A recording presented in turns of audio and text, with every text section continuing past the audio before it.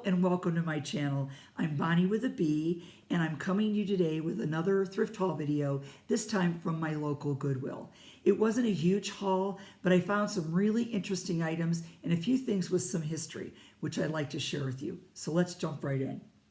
First, I found these really cute plates, and they're edged in yellow, bright yellow, and the blue and white stripes, and I just thought they were adorable. And I love plates like this. I like to have extra plates for dessert plates or just something different to put on the table with your morning muffin and your mug of coffee.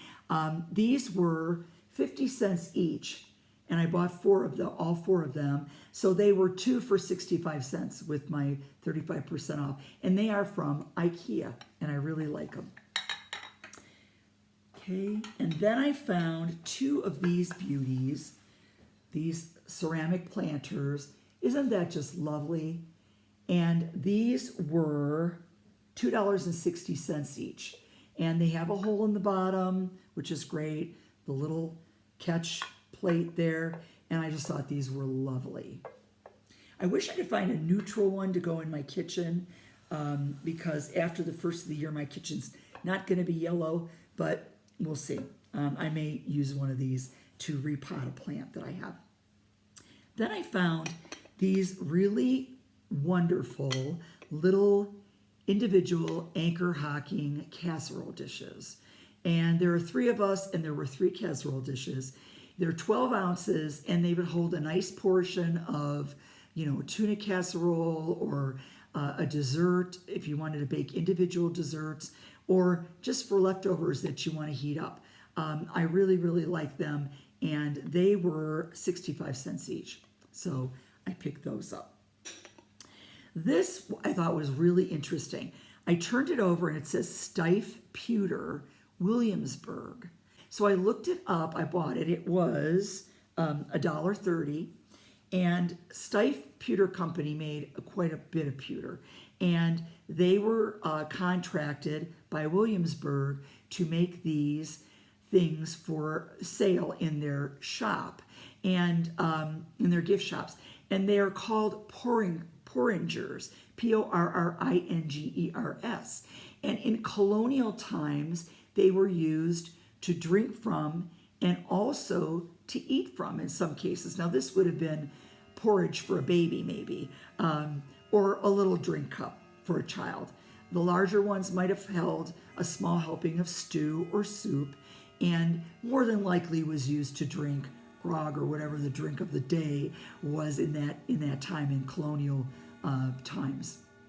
So I was very happy to find that. I thought it was very interesting. Earlier in my thrifting, I found a pewter dish, looked like a small bowl with 2 handles and with Celtic markings, and I found out that that was called a quaich. And in Ireland, they did indeed drink their brew from that quaich. So there is a history of, in those days, this type of vessel being used. Then I found this lovely glass piece. You knew I had to get some decorative glass in there somewhere, right? This I thought was just lovely. It reminded me of a little loving cup. It is cut glass, and it is engraved, or etched, I should say. It's etched with these lovely little dots and lines. I thought it was really neat. And I'm going to use this to put my chocolate-covered espresso beans in. I love them. And I think they'll look really cool in this. Then I found Crystal Legends, little lead crystal clock by Goldinger. This is not like uber expensive like a Waterford. This would sell online for about what the other clocks that I found from Shannon Crystal that was about this size also, for about $20 to $25 online. But it's very nice, and I paid $1.95. So not bad, right? And I love these. These are just so pretty. And they're small, so you can put them anywhere. And I know everybody carries their phone with them, so you always know what time it is when you hit your phone. But you know what? Just putting one of these on your bathroom vanity or in a spot where you sometimes don't have your phone with you, but you're looking to see what time it is. So I really like these, and I'll be taking a small collection of them to the jeweler to have them cleaned and new batteries put in. So I was very happy with this. Goldinger was founded in 1973 as a family business, and they sell their items around the globe. And they're primarily a sort of a giftware business, but a very fine giftware business. The Goldinger name is very well known, and it speaks of quality. So I was very happy to find that. Then I found this little gem. It's a little tiny platter, isn't it cute? And I thought it would make a great spoon rest. But that's not why I bought it. It was 65 cents, and it was made by the Walker China Company of Bedford, Ohio. And Bedford is a little town that is next to where my husband grew up. There was a Bedford China Company in the town, and in 1923, it had to close down for a while, and it didn't look like they were going to reopen. They were having difficulty turning a profit and filling their orders. So a gentleman by the name of Albert Walker of Akron came to the rescue, and he said, you know what, I think I can make a better product. We can streamline operations, and we can expedite our shipping, and we can really make a go of this. And another gentleman by the name of Henry Bailey decided that was great, and he was going to infuse some capital into that proposal. And he did, and it became known as the Bailey Walker China Company. Eventually, in 1942, it became simply Walker China. Mr. Bailey exited, and true to his word, Mr. Walker turned things around beautifully. But it was so popular, they're still being used, these dishes. You'll still find them in businesses. He sold to steamships, to schools, to restaurants, to tea rooms, just anywhere you can imagine, hospitals. So it was very well known. And I brought this home, and it made my husband smile. And usually he doesn't care about much of this stuff. But I showed it to him, and he said when he first started working, he had a coffee mug that was from Walker China in Bedford. So I was really happy to find this. And it just goes to show you don't always buy things because they're valuable or because you love them, but sometimes because they have a meaning or a backstory to them. And I was real happy to find this little piece. Now I want you to know it was not lost on me that Mr. Bailey, who helped out the town folk of Bedford, has the same name as It's a Wonderful Life, George Bailey, Bedford Falls. Coincidence? I think not. Oh, one more thing I want to share with you before the coup de grace, as they say in France, is they had these big rolls of mesh, brand new. So I got red, I got this cool looking plaid, and this kind of corally color. Now, these two are larger. They are actually 30 feet long and very wide. And we're all familiar with the fact that people use these to make those wreaths and things, but it's really interesting. There are a multitude of uses for this stuff. These were marked originally $14.99, and like I said, they're brand new, still in the wrapper. So they were $3, which means I paid $1.95. We're going to put it to the test. My creative sister and I, and we're going to come back and show you some of the things we've done with it. But I was really pleased to find these. Then the last thing I want to show you is always I always try to save my favorite thing for the very last. You'll remember a few videos back at a garage sale that a neighbor was having who was moving, I found something that I could tell was from the Victorian era, and it was a pickle caster. In Victorian households, they made their own pickles in crocks in the basement, and they served them very elegantly at the table in a pickle caster.